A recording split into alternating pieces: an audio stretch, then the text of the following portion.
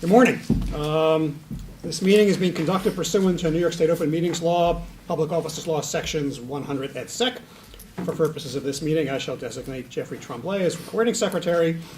Today we have before us for consideration proposed amendments to Board Rule 1-13 as continued from our prior meetings of September 21 and October 19, and Title 53 of the Rules of the City of New York as continued from previous meetings on August 22, September 21, and October 19. Let us begin with consideration of the proposed amendments to Board Rule 1-13. Maybe I'll just ask Chad to give us the one paragraph reminder of what this is about and what has changed, what, if anything, has changed. I think it was one minor change since we were last here. So these are proposed rules to establish a process whereby agency heads can designate public servants to perform work on behalf of not-for-profits as part of their city responsibilities. And when the proposed work would involve involvement in the not-for-profit city business dealings, they're required to come to the board for board approval for that proposed involvement. And there are two substantive changes that have come out of the review by the law department. The first, and the mayor's office of operations. The first is changes to the commentary, which is just to clarify that it's a two-step process, the designation and then board approval, if necessary, rather than parallel tracks. And then the second change is a change to the text of the rule itself. The previous rule included a phrase that was intended to prohibit the use of city letterhead as part of work for not-for-profits. And that was identical to a phrase that exists in Board Rules 113C, which prohibits the use of city letterhead for people engaging in personal and private activity on city time with their agency heads and the board's approval. Here, because the work is at the direction of the agency head and furthers the interest of the city, it really is part of the public servant's city work. We no longer think that that is appropriate because the public servant is performing this work as part of their city responsibilities to further the interests of the city. And so because we believe that the public servant should be able to use city letterhead as part of this proposed work, the whole phrase is superfluous and should be removed. Oh, great, thank you. Are any comments from the board or the staff on the draft or proposed amendments to Board Rule 113? Can you give me some examples of where this would apply? Because we have the existing rule, 113, where it was applied to allow pro bono work outside. How is this different, or what is, I understand agency head directs you to work for a not-for-profit on behalf of the city, but have we had requests on this, and what are examples? What some concrete circumstances in which this would apply? So in a number of cases, agency heads sit ex officio on a large number of entities that are constituted as not-for-profits and which perform sort of public service work. Not just museums, but also not-for-profits dedicated to providing services to the public, sort of consortiums which are intended to foster activism and community engagement, and the agency head often designates members of their staff, members of their agency, to perform that work as part of their work, either sitting as their delegate on the board or to perform work related to that board service, that the not-for-profit in coordination with the agency is engaging in some sort of initiative, and the agency staff is going to support that initiative as part of the agency's work. And that's not personal and private activity as envisioned in Board Rules 113C. That's not something that's separate from the public servant's city work. And because it's not something that's separate from the public servant's city work, but it's not sort of on its face city work itself, it was falling into a gray area. And public servants who were being asked by their agency head to perform this work, or who, as part of a city initiative, were being asked to do work for a not-for-profit, were falling into this zone where there wasn't a clear place that this would be permissible. And we wanted to create an arena for public servants to have the protection of Chapter 68, so that they would be able to say, my agency head has designated me to do this, that this designation would be public, and that if, in sort of the most conflicted situation where the public servant would be involved in the not-for-profit city business, they would have to come to the board for approval. I understand that. But in terms of a concrete example, I mean, have we had requests, and what agency, what not-for-profit doing precisely what are we talking about? Just to be clear, Jeff, the requests that we had, because there's no procedure, those requests are confidential, so it wouldn't be appropriate to discuss with specificity in an open meeting I understand that. what the request. But we get these requests all the time, this current staff, and historically the board has regularly gotten these requests. You can think about the head of the health department sitting on all kinds of not-for-profit boards and being involved in not-for-profit advisory committees related to health initiatives that are really about the not-for-profits work, but there's a city interest in the city's voice being heard in these facilities.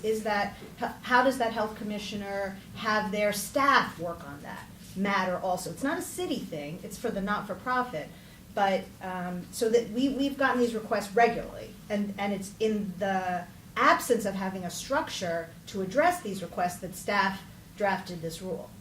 My understanding is also is that I was just looking at this statement of basis and purpose, that we have issued some advisory opinions on this, and that part of what this does as part of our more general goal is to sort of collect and codify prior advisory opinions and have them in one place as a more clear-cut rule.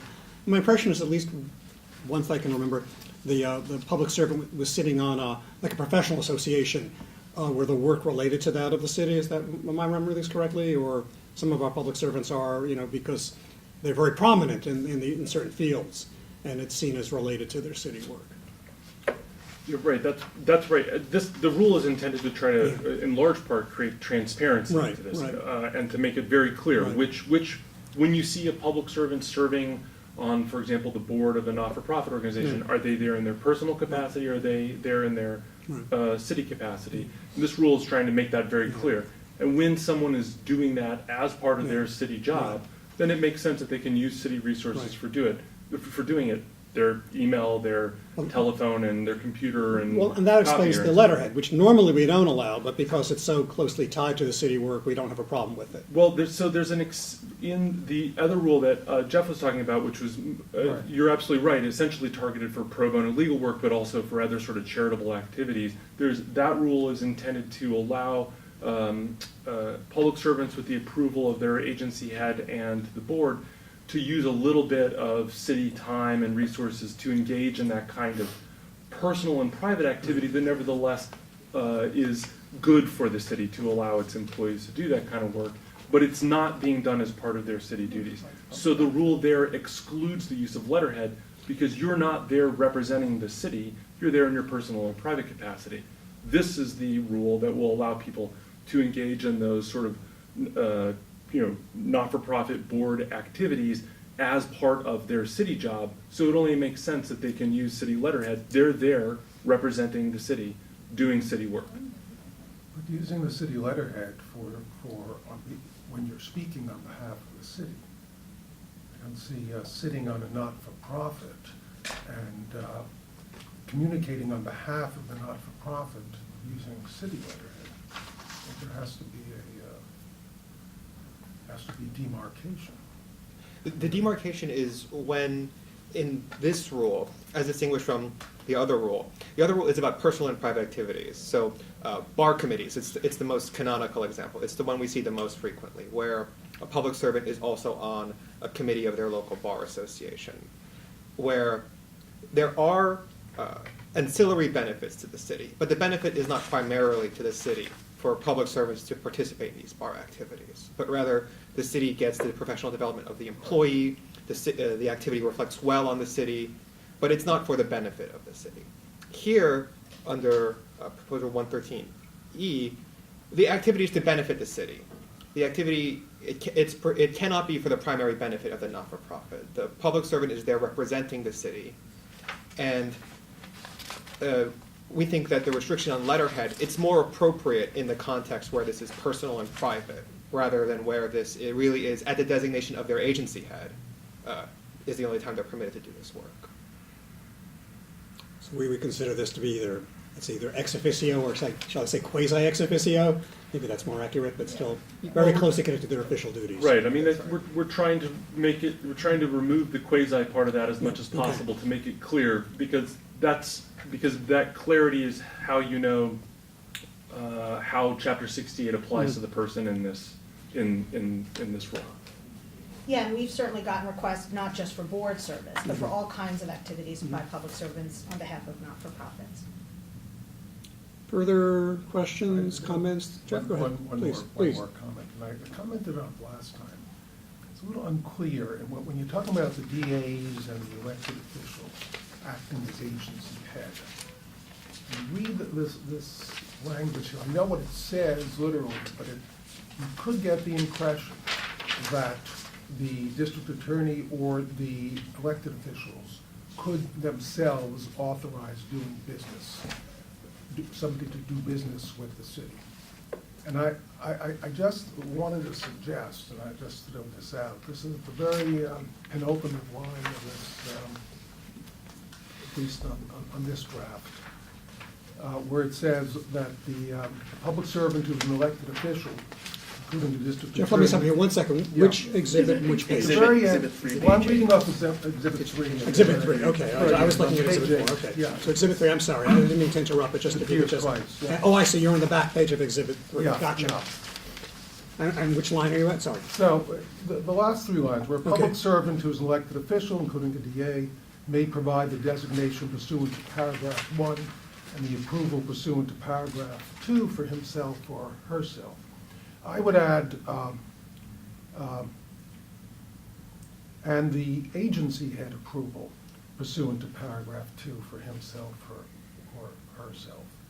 In other words, act as agency head to give the approval to do the work, but not the approval to do business with the city. So if you say, and the agency head approval, saying they could give such approval as an agency head can give, and not create, I think it's a little unclear. Somebody could read this and say, well, I'm a council member, and I can approve somebody doing business with the city on behalf of a not-for-profit. But they can. They can. That's No, exactly they what's can't. intended. A council member is the agency head for the purpose of this rule for the employees of his or her district office. Right, but not giving them authority to do business with the city. That we do, right? You've got to come to us. So if a council member gives somebody on his staff permission to work, to participate in one of these not-for-profits, he could do that. He doesn't have to seek any, because he doesn't report to anybody.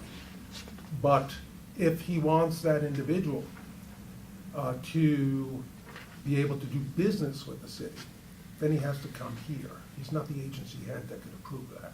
But both, they function exactly the same, right? So that's the paragraph 2, both the agency head and the elected official both have to follow the process in paragraph 2. They function identically. I understand that, but I'm Okay. just saying to clarify that, just to be sure there's no misinterpretation of this language on behalf of a public official to say, well, I can authorize somebody to do business with the city, I don't have to come here. I would just add at the last, and the agency head approval pursuant to paragraph 2. That is, the public servant gives the agency head approval. Doesn't give the approval to do business with the city, but the agency head approval.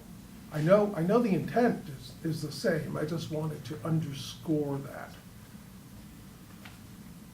Take a look at it. Jeff, so you want to add at the very end of the last sentence, And the agency. and the head agency had approval? Yeah, that's what, so that they're able to act as agency head and give the agency head approval.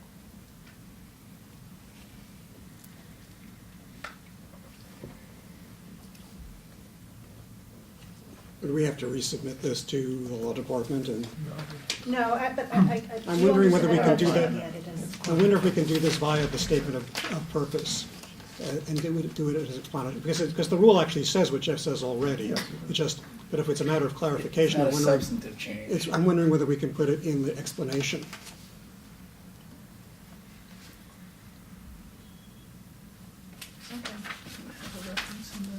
I could Well, see. that's an answer for the law department. We believe that we can, but we'll double check that. Though I'm wondering whether it would be easier to, if we do it in the statement of basis and purpose rather than the rule itself. Because I don't think it changes the rule.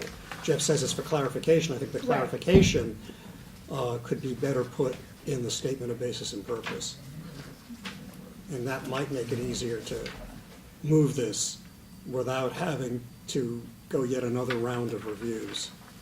I'm assuming that we're less likely to have trouble with something, we're less likely to require for detailed review if it's in the explanatory material rather than the rule itself, since I think of the, No, sorry. I'm since sorry. I think it's, I think what Jeff is just confirming, that the elected official is the agency head for all purposes, which we've already said, but it's just not clearly stated in the rule. I don't have draft language, but I think Jeff's draft language could be just placed into probably the last paragraph on page 6 of Exhibit 4. I don't have the right language.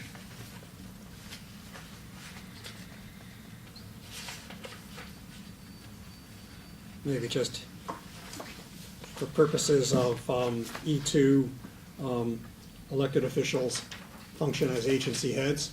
Or, Richard, would Yeah. right here in the middle, Okay, proposed yeah. board rules 113E3 would Right. define who may submit designations and requests in a manner similar to the waiver provisions of Charter Section 2604E, with the exception of elected officials who, in light of their unique roles and positions in city government, may serve as agency heads to Right. designate or approve themselves and members of their staff.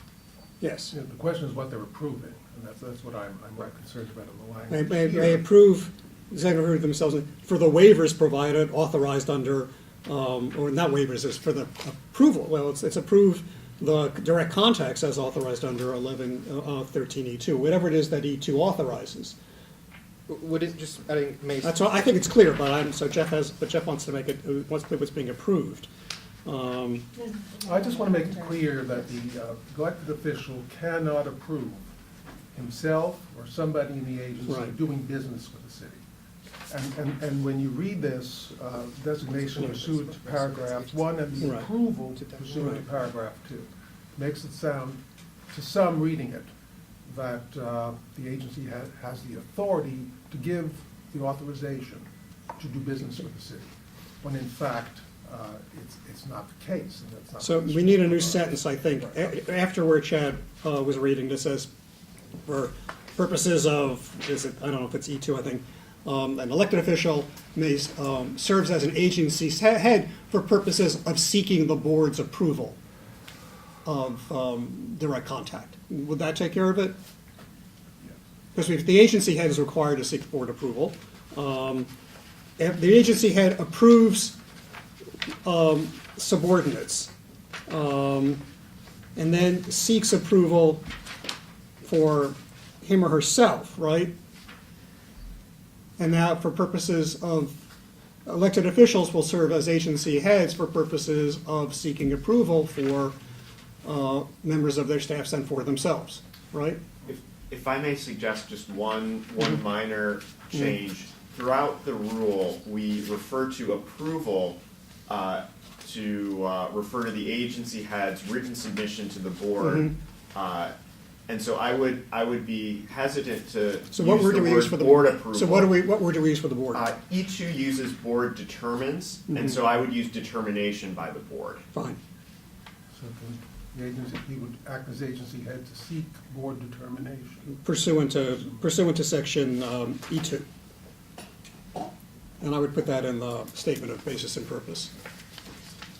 For purposes of seeking the board, for the board's determination under, for purposes of seeking the board determination under section E2, an elected official shall serve as an agency head for the members of his or her staff, or whatever that's close, but you may need to tweak that slightly. And I would put that in the sentence after, add that as a sentence. After where Chad spoke, and then, because then the C advisory opinion 1999-1 actually fits that very well. The illustration advising that elected officials may designate in writing members of their staff to serve on a not-for-profit board where such board service part of the elected officials and the staff members' official duties. so between the. Maybe it should be a CF now, because now they're going to need our determination. Yeah, make that into a CF, and you'll get, because then it's our determination. That's good. And so that'll just be between the two sentences, beginning with the Right. proposed board rules and the advisory opinion Right, side. I would say, right, insert this new sentence that for purposes of seeking the board's determination under E2, an elected official shall serve as an agent, maybe purpose is in there twice, but you'll clean it up. The elected official shall serve as an agency head for his or her, himself, I guess, him or herself and staff, or employees, whatever the right word is. You have a word already in the rule, I think. And do we amend the rule or leave it alone? No, I would leave the rule alone. Do you think that would trigger law department? I'm just thinking that it's, if we just put it in explanation, it's less likely to raise any Fine. concern. Right, we'll have to tweak it, because an agency head cannot approve him or herself, because an agency head does have a boss, a deputy mayor. Oh, I see. Right, so For we'll. himself, so no, it has, Right. maybe it has to be Only two elected sentences. officials Maybe it don't has to have be two bosses. sentences. Right. Show up for his own staff, or maybe a sentence with a semicolon in the middle, or Okay. something. Yeah, yeah. We serve as an agency head for the purposes of determining his or her staff and may provide approval for his. These are important clarifying amendments. There was some confusion in how you read it. Well, if you think it should be in the rule, I'm not, I'm just Yeah. thinking. I actually think that the Better in the rule? two-word addition that Jeff Is proposed cleaner? is cleaner. Yeah. I think Jeff's answer is the easier answer. Okay, I don't think it would trigger a Okay. further review. but- so just give it to us again. Well, even if it does, it's better to get it It right. doesn't matter, that's right. It really, it's So- not, this is not a critical, it's not an emergency rule. Yep, yeah. And it's just simply adding agency head Agency head. before approval, Yep. Yeah. that last sentence. And the agency had approval. so- And so we're not making So- any changes to the. So this is now, I don't think we let's put it in need- Exhibit yeah. 4, Mhm. page 8, is that right? Yep, Agency head for purposes of seeking the board's determination. That's the language we're going to add. Just following on Chris's suggestion not to use the word approval. Yes. Okay. And the agency head approval pursuant to. Right, a public servant who is an elected official, including district attorney, is the agency head for the public servants employed by the official's agency or office for purposes of seeking the board's determination under. We don't have to Paragraph say two. that actually, because if you say at the end that they're acting as for agency head approval, then they're acting just as any other agency head, and they would have to seek the board determination. So what was your language? The language of, where we say designation pursuant to paragraph 1 and the agency head approval pursuant to paragraph 2. So they act just as an agency head. They give the approval as an agency. So what is your exact language? Oh, I'm sorry. I'm just adding the words agency head between right before approval pursuant to paragraph 2. At the very end. Oh, I see, okay. Agency head approval must be by the head of the agency. Just right here. Oh, you're putting it at the end? Just right at the end. Okay, I thought it was higher up, No, okay. Just right there. Okay. You can see it. Yeah, I think that does it. Okay, Okay. all right. Further discussion? Okay, so I call for a motion that the board adopt the recommended amendments to Board Rule 1-13 as the final rule with the following modification: the assertion of the language concerning agency, treating the elected official as an agency head for purposes of approving, seeking a board determination for new E2. Do I have a motion? So moved. Second? All in favor? Aye. All opposed? Motion is passed. The motion for adoption of the proposed amendments with a modification as discussed in the final rule has passed. All right, now let us turn to the other matter in front of us. All right, so now we have before us consideration of the proposed amendments to Title 53 of the Rules of the City of New York. Jack, once again, you give us a very short briefing as to what bring us up to speed on what this is and what's happened since we last met. So this is two proposed board rules. The first to define other similar entities as used in Charter Section 260111. The second to define business or financial relationship as defined in Charter Section 2604 B14. And the third, to relocate the annual disclosure rules from Chapter 1 of the board's rules to a newly created Chapter 4. And there's one substantive change to these board rules, which is in response to a board comment when this first came before the board in August, and on further reflection of the comparison between the proposed limit in Board Rules 110A2 on the caps of sales between public servants. The board commented in the first meeting that the limit was low, that it was a very restrictive rule. And on further reflection in looking at the advisory opinion underlying the opinion, and also in looking at the last 20 years of board advice and board activity related to these sales, we agree that $25 over a year was too restrictive of a limit. And we now propose language of sales of purchases of $25 or more without reference to a yearly cap, which we think addresses the board's concern in the first meeting as to how restrictive the rule was, and it more accurately reflects the advice that we've given over the last 20 years and the underlying advisory opinion. It also seems like it's easier to keep track of. Yes. Okay.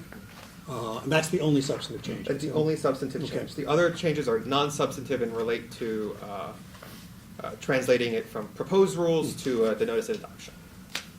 All right, are there any comments from the board or the staff on the draft proposed amendments to Title 53, the rules of the City of New York?